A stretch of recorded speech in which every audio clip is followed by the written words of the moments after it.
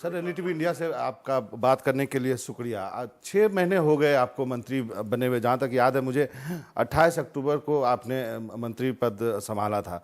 आपका काम है इमेज मैनेजर का, सरकार की इमेज सुधारना। जब आप मिनिस्टर बने थे उस वक्त की परिस्थिति के बारे में बताएंगे। क्या उस वक्त आपको लगा था कि बहुत ही कठिन परिस्थिति में आपको मंत्री बनाया गया?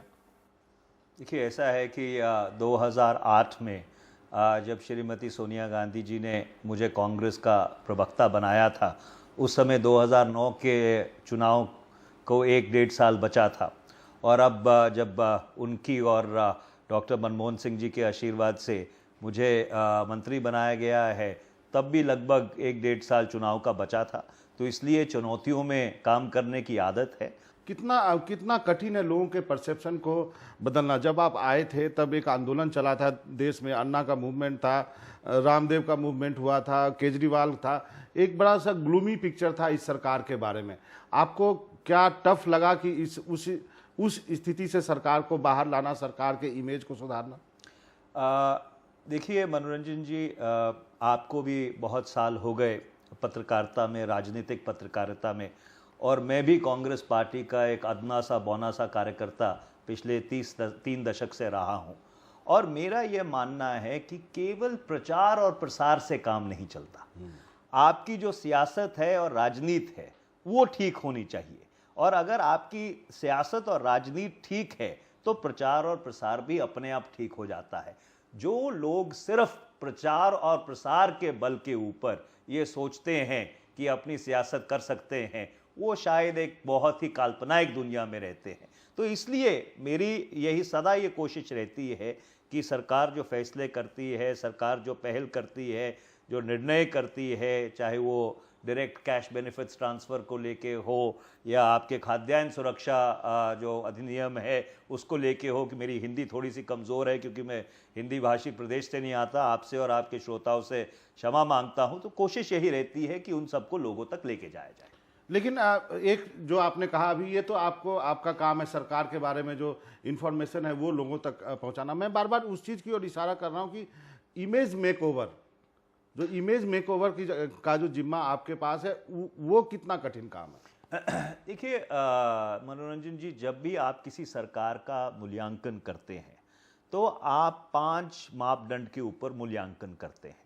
सबसे पहले राजनीतिक स्थिरता। पिछले 9 वर्ष में यूपीए ने इस देश को राजनीतिक स्थिरता दी है। दूसरा, सांप्रदायिक सौहार्द।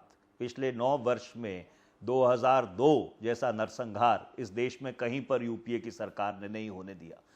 तीसरा, आपके आंतरिक सुरक्षा। आज जो आंतरिक सुरक्षा की परिस्थिति है वो 2004 के मुकाबले कहीं ज़्यादा बेहतर है। चौथा, जो आर्थिक विकास है। महामंदी के बावजूद 11वीं पंचवर्षीय योजना में यूपीए की सरकार ने 8.2% वृद्धि दर से अर्थव्यवस्था को बढ़ाया है। और पांचवा, जो अंतर्राष्ट्रीय रिश्ते रहते हैं, और उसमें भी हमने कई ऐसे मुकाम हैं जो हासिल किए हैं। तो इसलिए मेरा काम है कि ये जो यूपीए की 9 साल का परिप्रेक्ष्य है ये लोगों तक लेके जाया जाए। और आपकी बात बिल्कुल सही है, क्योंकि परसेप्शन बैटल आज इस देश में, 1990 में इस मुल्क में एक टेलीविजन चैनल था, आज 833 है। तो रोज परसेप्शन बनती बिगड़ती है। तो ये एक 24 घंटे की चुनौती रहती है कि परसेप्शन बैटल को कैसे लड़ा जाए। जी हाँ, लेकिन अब क्या यही वजह है कि अब जो बदलते समय के को देखते हुए आप सुबह सुबह एक ट्वीट करते हैं और उसके बाद वहाँ से जो है हम कहते हैं कि मनीष तिवारी जी ने अब एजेंडा सेट कर दिया। तो क्या ये सोची समझी रणनीति है ट्वीट करने की?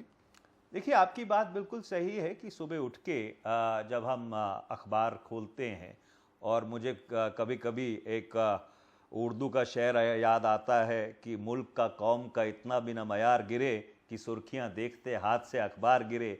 तो एक आदत है अखबार पढ़ने की, और उसमें जो मुझे लगता है कि आज का राजनीतिक एजेंडा होना चाहिए या जो मेरी उसके बारे में राय है उसको मैं ज़रूर आप तक और जो बाकी ट्विटर जगत है उस तक पहुंचाने की कोशिश करता हूं।